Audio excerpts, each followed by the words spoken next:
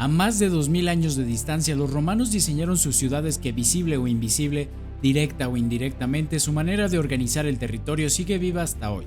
Y es que el urbanismo y la planificación urbana también fueron parte fundamental de la expansión y colonización de nuevos territorios del imperio, poco conocido y relegado por las enormes y excelentes obras de ingeniería romana como acueductos o anfiteatros que robaron reflectores en la historia. Y aunque también en su planificación el orden, la practicidad y la autoridad fueron las características de sus ciudades, ¿cómo fue que idearon y construyeron la ciudad los romanos? ¿Fue algo únicamente de ellos o en realidad se basaron en otras culturas urbanas? Pues esto es Urbanópolis y bienvenidos. Naturalmente, las ciudades romanas estuvieron fuertemente inspiradas e influenciadas por las ciudades griegas, y aunque esto sea un video sobre el método de planificación romano, sería una desgracia si no empezamos primeramente con cómo los griegos idearon y planificaron la ciudad. Con el desarrollo de la democracia y las polis o las ciudades-estado griegas, nacieron con ellas también espacios comunes y edificios dedicados al bien público que permitieron la práctica de esta democracia. Así nacieron espacios tan fundamentales y antecedentes del espacio público actual como el ágora o la plaza pública, que se convirtieron a la vez tanto en un punto de intercambio comercial y de relaciones, pero también en el centro político de la ciudad. Con ello y bajo la lógica griega, las ciudades dejaban de ser una única agrupación de viviendas, dominadas por elementos duales como el palacio-templo de las ciudades antiguas como Babilonia, y comenzaban su camino a convertirse en elementos mucho más complejos y con espacios que permitían el disfrute, la comunicación, la opinión y la política en común. Con ello también nacía el primer elemento fundamental de la ciudad, el espacio público. Pero para esto también la ciudad necesitaba de una nueva organización espacial, una organización más racional, que fuera fácil de implementar en cualquier contexto y que permitiera estandarizar tanto el espacio público con el ágora como el privado con las viviendas. Hacia el 494 a.C., la ciudad de Mileto había quedado destruida por los persas y necesitaba ser reconstruida. Hipódamo, quien según Aristóteles fue el primer urbanista con una organización racional de las ciudades, ayudó a reconstruir la ciudad en el 475 a.C. con una estricta cuadrícula de calles rectas en donde la parte central quedaba reservado al espacio público, al ágora en el caso griego. Con ello también nacía el plan hipodámico u ortogonal, que tampoco es que fuera desconocido para entonces. De hecho, las ciudades del mundo antiguo ya utilizaban este método de organización tan regular, pero debieron su nombre a este urbanista griego y su fama por ser el estándar de diseño en las nuevas ciudades por todo el Egeo e incluso el Mediterráneo, gracias a una cultura evidentemente urbana como la griega. Y entonces llegaron los romanos y lo copiaron todo.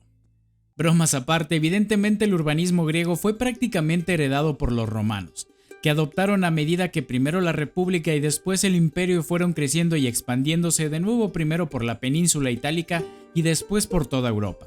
Aunque eso sí, el plan hipodámico fue muy utilizado por los griegos en su momento, pero los romanos no lo utilizaron en todas sus ciudades, ya que lograron una buena variedad en cuanto al tipo de diseño y dimensiones de ellas.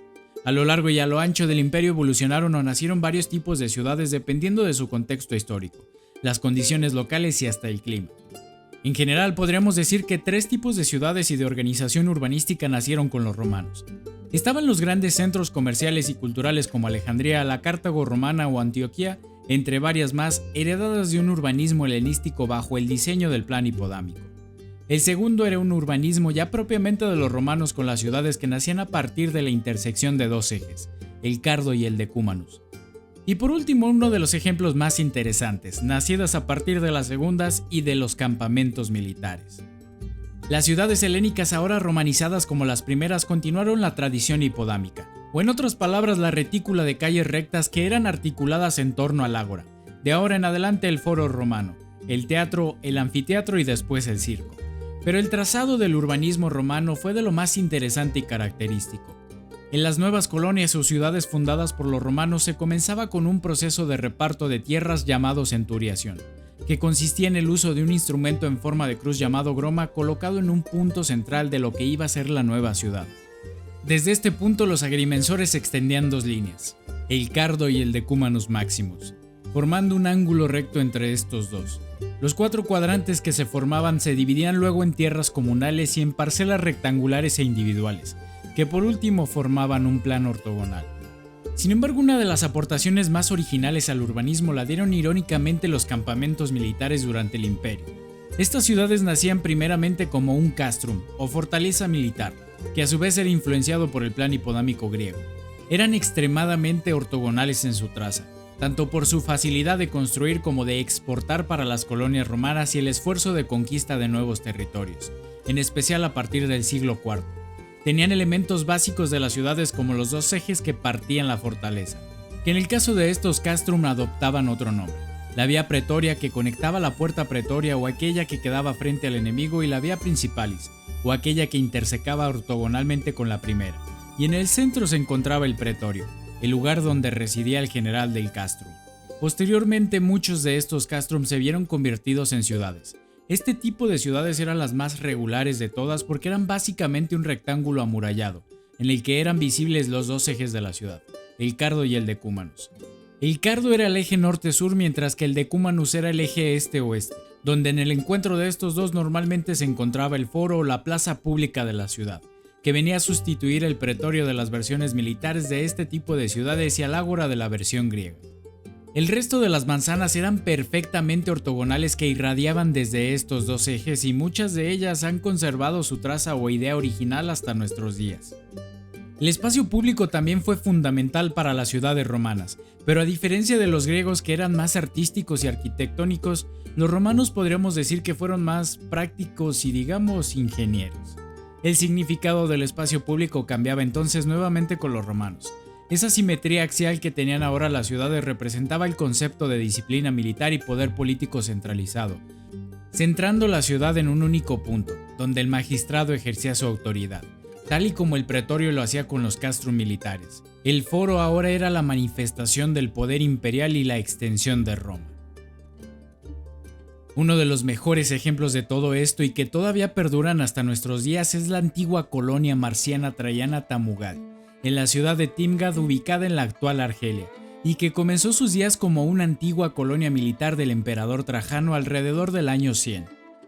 Sus primeros habitantes originalmente fueron veteranos de la Tercera Legión, y la ciudad como tal quedó delimitada por una muralla de 355 metros por lado. Las vías pretoria y principales se convirtieron en el Cardo y el Decúmanus máximos en la fase civil de esta ciudad, y el pretorio dio paso a un enorme foro que ocupó gran parte de ella. Para mediados del siglo II, el teatro también se construiría al sur del foro, mientras que los baños se convertirían en otro de los elementos urbanos imprescindibles en las ciudades romanas. En ella y hasta el día de hoy son perfectamente visibles el Cardo y el Decúmano, con su red de calles rectas y sus manzanas ortogonales, y justo en medio el foro como espacio público dominante y el teatro, gracias a su excelente estado de conservación que le valieron que para 1982 la UNESCO la declarara como Patrimonio de la Humanidad. Otro de ellos fue el campamento para la Séptima Legión en la actual León, España. Fue fundado originalmente en el 29 a.C., pero en el año 74 se construyó un nuevo castrum que, a pesar del paso del tiempo, aún sigue conservando por lo menos su traza delimitadora inicial con las murallas que se encierran en el centro histórico de la ciudad. Aunque sin duda uno de los mejores ejemplos en España, si no es que el mejor, es la Colonia Augusta Emérita, en la actual Mérida, España, que fue fundada para los veteranos de las legiones décima y quinta en el año 25 a.C. Hoy quedan muy visiblemente desde las imágenes satelitales el teatro, el anfiteatro, el templo de Diana y el circo romano, pero también el Decúmanus Maximus gracias al puente romano que cruza el Guadiana, en el que tal parece ser que las calles debían de ser bastante regulares gracias a los indicios en la red de drenajes que sobrevivió hasta ahora. Y como estas ciudades, muchísimas por todo lo largo y ancho del Imperio Romano y su extensión temporal. Como hemos dicho antes, primero los griegos y después los romanos fueron los encargados de dar nombre y fama a un tipo de urbanismo ortogonal, muy racional. Pero también es importante aclarar que este tipo de planificación no fue exclusivo de estas dos civilizaciones, aunque eso sí son dos de los ejemplos más famosos. La traza regular, fuera ortogonal o basada en ejes, ya desde la antigüedad fue ampliamente usada. Egipto, Mesopotamia o incluso paralelamente usada a Grecia o Roma, como en Teotihuacán, por decir algunos ejemplos. Y es que más que por valores rituales, el sistema ortogonal es la forma más sencilla de planificación por su practicidad, acomodo del espacio o incluso atractivo estético.